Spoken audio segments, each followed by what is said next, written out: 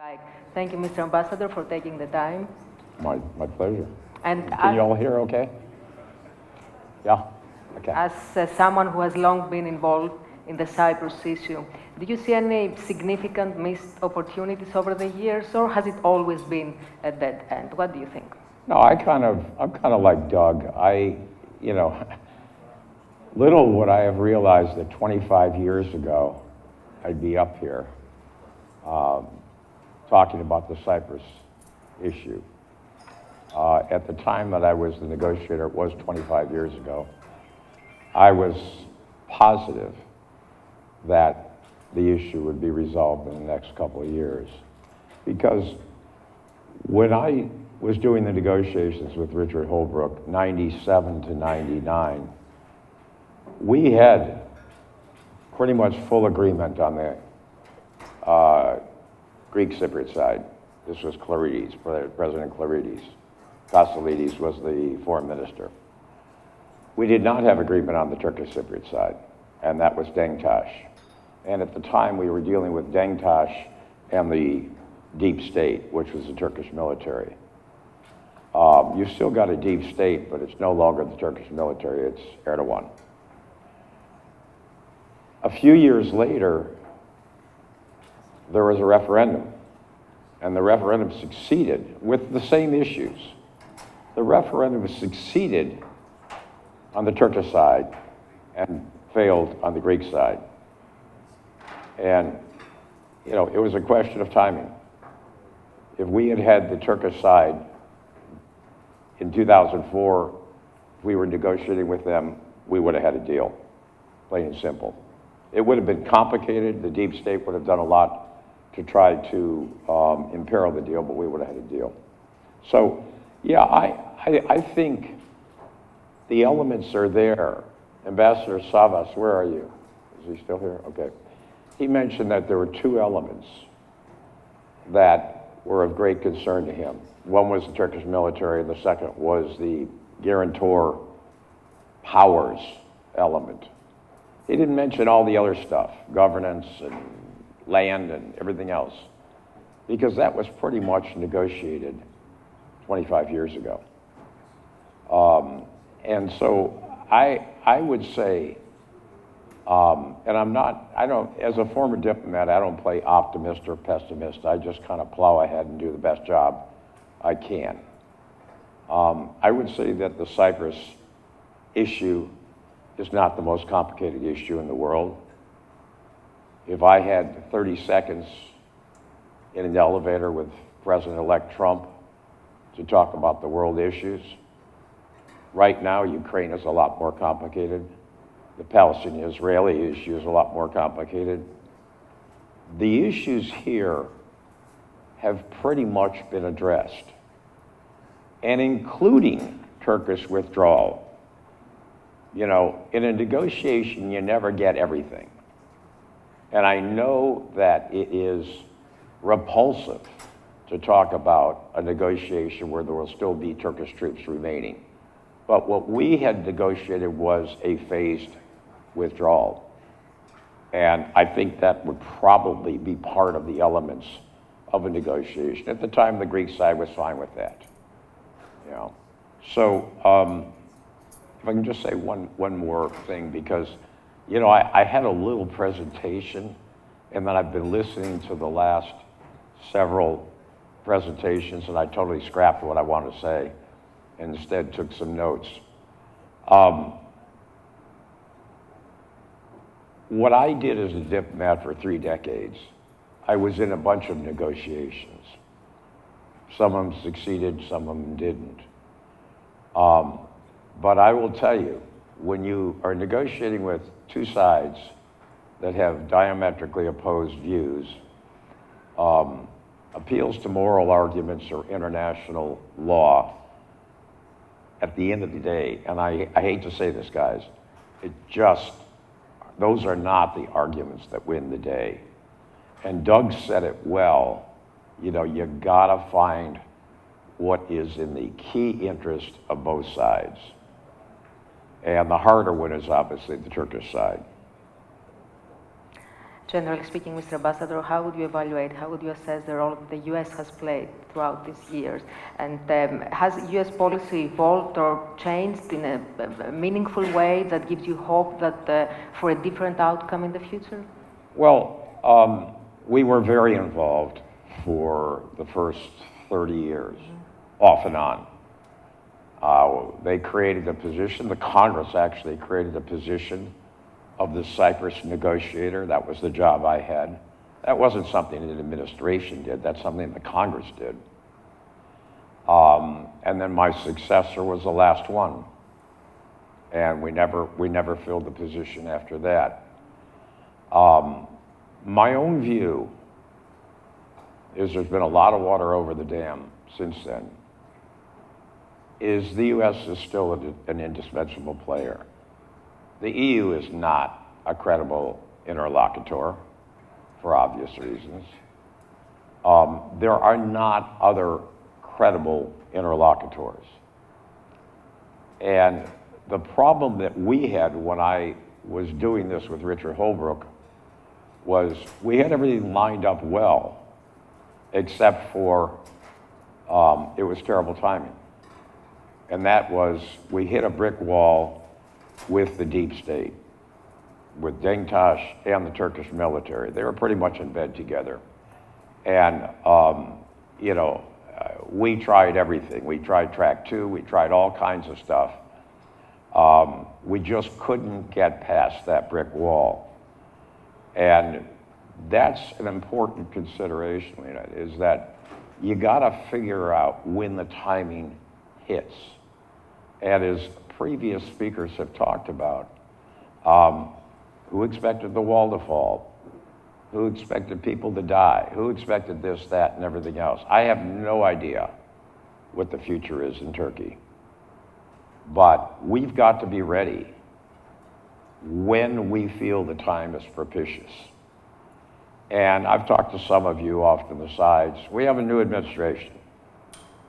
There's a lot of questions. A lot of, you know, but we have a president who loves to make deals. Now, I don't think Cyprus is going to be on his plate for the first thing. But Ukraine will, the Middle East will. But I would pay very close attention to timing. And when the circumstances are such that the timing is propitious. If you're not doing this, if you're not arranging yourself, if you're not getting the issues out there and figuring out what is already you can put in the can because it's done and what still needs to be done, then if the timing hits, you're not prepared. And it just doesn't work.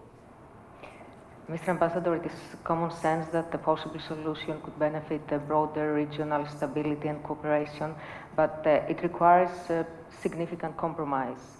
And at the same time, we have Turkey, you mentioned it, that it maintains consistently an inflexible two-state solution proposal. So my question is, how could things become unlocked under these extremely difficult circumstances? That's the role of diplomacy. And I'm not just talking about people like what I used to do or what you do. The role of diplomacy is to look for circumstances, conditions, situations, changes that can lead to unblocking. Now, I'll throw one out for you, and I don't know if this is a positive. I don't think it's a negative, but it's been out there for a while, and that's energy. When I was asked about this several years ago, I was invited, I was on the campaign, the 2020 campaign to help Biden. I said, leave it away, leave it alone. Do you bring the significant gas deposits, which Turkey is largely blocking exploitation of, do you bring that into the equation or not? Back then I said, I think the Cyprus issue is complicated enough and you don't need to bring energy in. I'm kind of rethinking this one, and I just throw this out as one element, which may or may not be helpful, but it's definitely worth a discussion. And that's the shared, the revenues that would accrue, significant revenues, if the Turks stop their naval blockade. So we have energy, it's an important factor in the region the last years, and I would like to talk a little bit about the new role that Cyprus plays in the region in general and the way that this role is perceived by the United States. And we heard yesterday the Deputy Assistant Secretary of the Department of State, Mr. Joshua Hack, describing very clearly this role. And Cyprus has managed to completely reshape its image thanks to the leadership of President Christodoulidis. And from traditionally, Mr. Ambassador, being viewed as a problem, is now seen as a potential solution to broader regional challenges. And how might this new reality impact the peace process? Well, look, when I was doing Cyprus 25 years ago, it was a two-word phrase, the Cyprus problem. You didn't do Cyprus without addressing the Cyprus problem. And I would say one of the big changes, Lena, that I've seen in the last 25 years is Cyprus has totally changed as a country. It is a major contributor to all kinds of things that have nothing to do with the Cyprus problem. Starting with a major hub of energy, a consortium, if you will, of several countries that are addressing energy issues in the Eastern Med in a very positive way. And I would just add that, when you say some things are impossible, part of the energy dynamic in the Eastern Med has been demarcating a line between Israel and Lebanon so they could both drill. Well, that was put definitely in the impossible basket a while back. Impossible. Because Israel and Lebanon don't even have a diplomatic relations.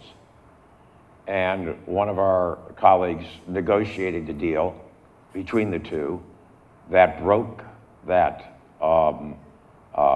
conundrum. And, so when you say never, that would have been in the never category until it became in the category of doable. So Cyprus is in the middle of all this. Second thing is small island, but geographically, strategically located. Turmoil in the Middle East. Cyprus has been a major player, not only for taking in refugees from Lebanon, from Israel, what have you, but it's been a major player in terms of transshipment, in terms of all kinds of military things that we don't talk about out loud much.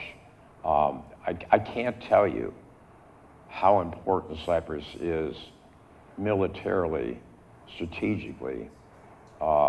If I had to say, it's funny, 25 years ago, the two sovereign bases are really key.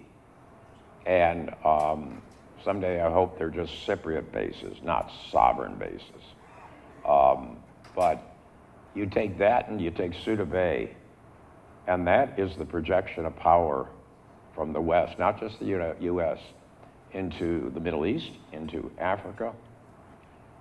Cyprus is a player in, it's an EU member, It's a player on sanctions. Russians went there, put a lot of their money there, and Cyprus is a very positive player on that. I could go right down the list. Small country that hits way above its weight and has nothing to do with the Cyprus problem. I'm talking about the Republic of Cyprus. I couldn't have said all this 25 years ago. Do you feel, Mr. Ambassador, that the fact that you just mentioned, the fact that Cyprus has become more relevant in the context of Eastern Mediterranean energy resources could create more difficulties when dealing with Turkey, or Turkey is accepting slowly this new role? Look, on energy, there's a deal to be had. Whether or not it's in the context of a solution to the Cyprus problem or not that's a separate conversation. But with the Russian invasion of Ukraine 2.5 years ago, I think the West took a fundamental decision that it doesn't want to be dependent upon Russian gas, primarily gas, in the future. And when you're looking for, okay, where are you going to get gas from? Well, actually, some of it comes from us now. And I think a lot more with the new administration will go. But you've got significant deposits in the Eastern Med. Aphrodite is off Cyprus. And I think that can be a long-term, not solution, because there's not enough gas to meet all the European energy needs, but it can be a significant contributor to kind of the new Europe energy paradigm. Now, let's understand something about gas. If there's a deal tomorrow, you don't just start drilling and exporting gas. It's going to take a while. But this is the kind of stuff that you got to be doing now if you're going to hope to count on that gas in the future. Mm-hmm. Mr. Ambassador, I have one last question, if I may, and then I will open it up to the audience for questions maybe that they have for you. Given the current realities on the ground, do you feel that the viable solution is still possible? Yeah, I do. How? I'm looking at Phil Christopher,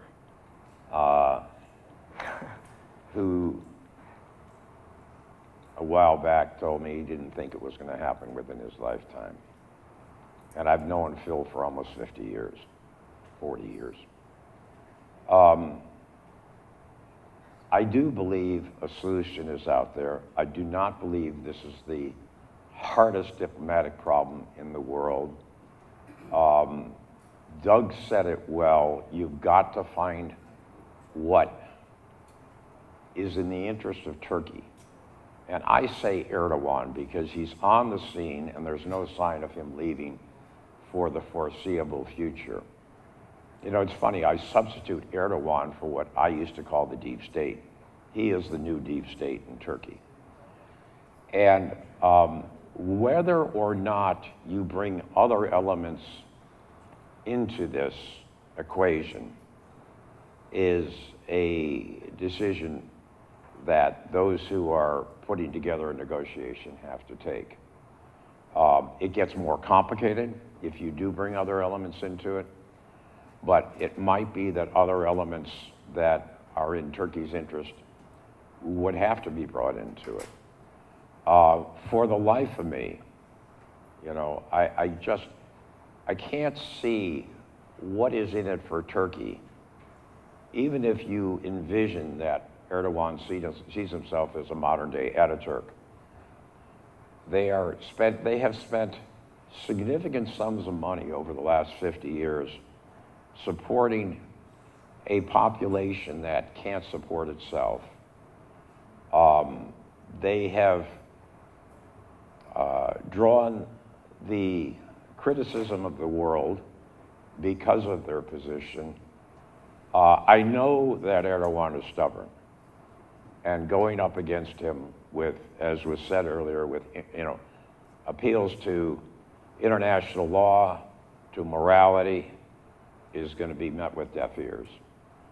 But the elements are all there.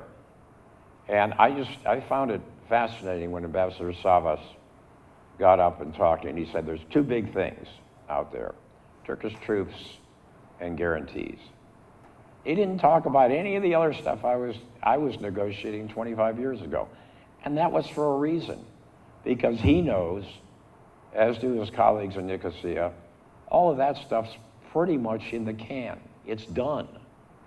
You know, there's no need to start this negotiation from scratch again.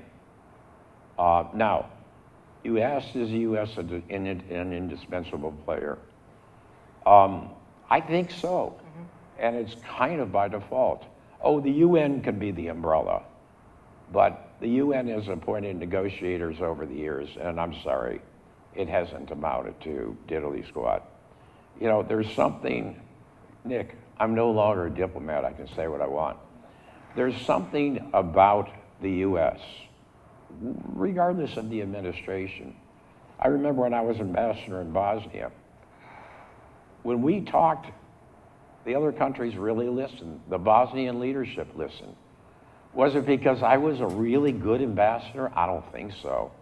It's because we had 60,000 NATO, heavily armed NATO troops there, of which the core was 20,000 US troops. I'm not just saying because we're a major military power. I'm saying that for a lot of reasons. When there's success, and I do believe there will be success someday, the U.S. will be involved. Can I say just a few other things, if I may? Because I kind of picked up on some of the comments that were made by others.